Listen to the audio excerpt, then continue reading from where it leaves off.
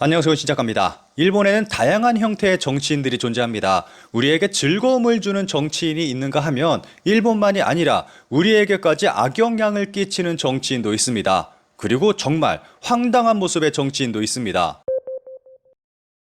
지난 2019년 환경상 취임 직후 뉴욕에서 열린 UN 환경회의에 참석한 고이즈미 신지로 당시 환경상은 일본은 기후변화에 대해서 어떻게 대처하고 있냐라는 외신 기자 질문에 기후변화에 대해선 펀하고 쿨하고 섹시하게 대처해야 한다라고 답했고, 기자가 구체적으로 어떤 대책이냐라고 묻자 고이즈미는 그걸 설명하는 것 자체가 섹시하지 않다라고 말해 논란이 됐습니다.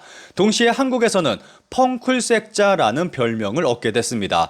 이후 고이즈미의 발언은 계속해서 주목받았습니다. 일본 정부가 오는 2030년까지 온실가스 배출량을 46%까지 감축한다는 목표가 나온 배경을 묻자 뚜렷한 모습은 아니었지만 46이라는 숫자가 어렴풋이 떠올랐다라고 말한 것이 논란이 되기도 했습니다.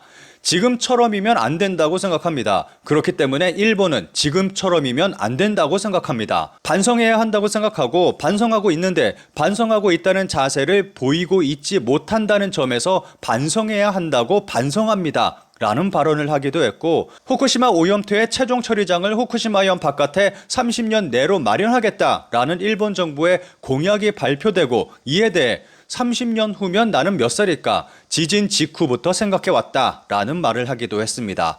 그런데 고이즈미의 이런 모습은 우리에게 즐거움을 주는 모습이라고 생각합니다. 상대방을 기분 나쁘게 하고 위험한 발언을 습관적으로 하는 일본 정치인도 있습니다. 아소다로가 한 말들을 정리해봤습니다. 90세가 되고도 노후가 걱정된다는 등의 이해 안 되는 말을 하는 사람들이 TV에 나오는데 언제까지 살아있을 생각인가 하고 생각하면서 봤다. 대만의 높은 교육 수준은 일본의 식민 지배 덕분이다. 위안부 피해자라는 말은 옳지 않다. 그들은 직업으로 매춘부였다. 개헌에 대해서 이야기하면서 독일 나치 정권의 수법을 배우면 어떻겠느냐.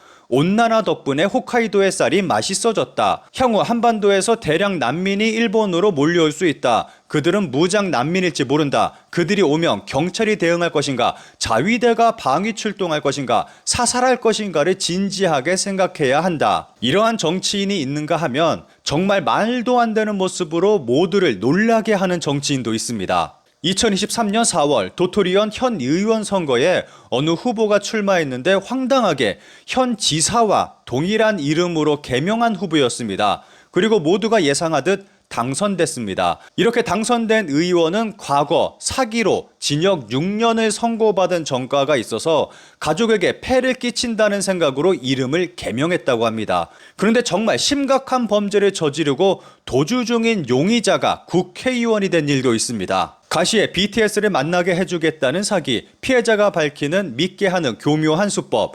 2022년 4월 구독자 100만 명이 넘는 일본의 유명 유튜버가 BTS를 만나게 해주겠다며 사기를 친 일이 발생했습니다. 일본의 일명 가시라 불리는 유튜버가 있습니다. 본명은 히가시타니 요시카즈입니다.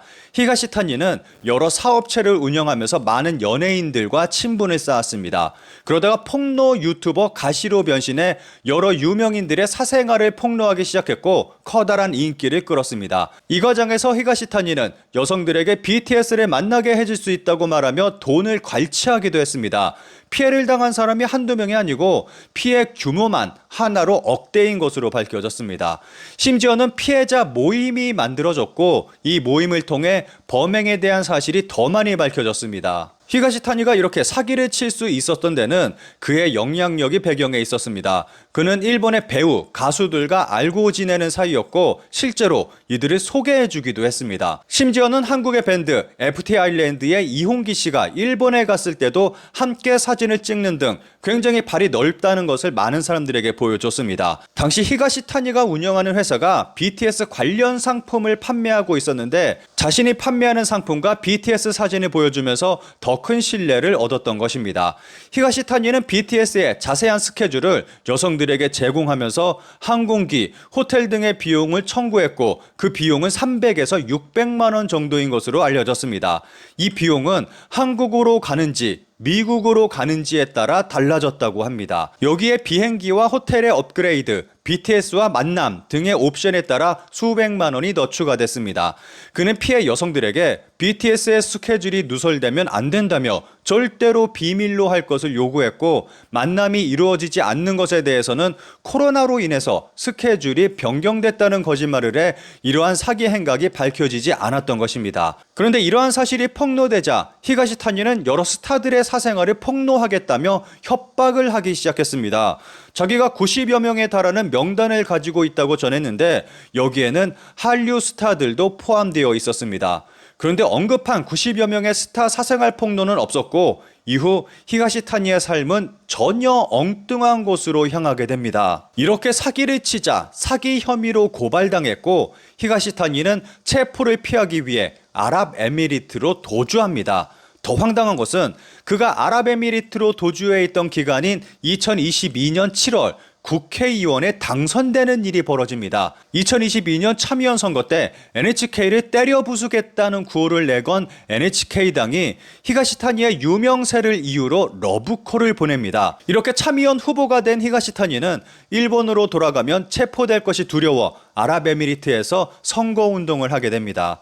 일본에서는 후보 없는 후보 유세라는 초유의 광경이 펼쳐졌습니다. 일본 트위터에서 엄청난 지지를 받은 히가시타니는 무려 28만 7,714표를 얻으며 국회 입성에 성공하게 됩니다. 아랍에미리트로 도주해 선거 유세에 나서지도 않았음에도 폭로 유튜버라는 유명세로 표를 얻은 것입니다. 히가시타니는 국회에서도 본명이 아니라 유튜버 활동을 하며 사용하던 가시라는 이름을 그대로 사용해서 명패는 물론 의원회관 사무실 간판도 가시라고 적히게 됩니다. 그런데 그의 국회의원 기간은 길지 못했습니다. 국회의원에 당선되고서도 일본에 돌아오지 않았고 7개월 동안 국회에도 출석하지 않았습니다. 2023년 3월 15일 일본 참의원은 국회 불참을 이유로 투표를 통해 히가시타니 의원의 제명을 결정했습니다. 그 사이 NHK당은 당명과 당의 성격까지 완전히 바뀐 정치가 여자 48당이 돼버렸고, 히가시타니 의원의 자리는 그가 소속됐던 NHK당의 새로운 이름인 정치가 여자 48당의 비례대표 명부 우선순위에 있던 사이토 케니치로가 그의 자리를 대신하게 됐습니다. 히가시타니의 최후는 여기서 끝이 아닙니다. 경찰은 히가시타니의 국회의원 제명 직후 체포영장을 받았고, 아랍에미리트 당국의 협조를 구해 2023년 6월 24일 나리타 공항으로 귀국한 그의 신병을 확보했습니다. 조금은 이상한 일본의 몇몇 정치인들을 살펴봤습니다. 한국 정치인도 만만치 않은 사람들이 많이 있는데 과연 한국과 일본 어느 쪽이 더 막장일까요? 여러분은 어떻게 생각하시나요?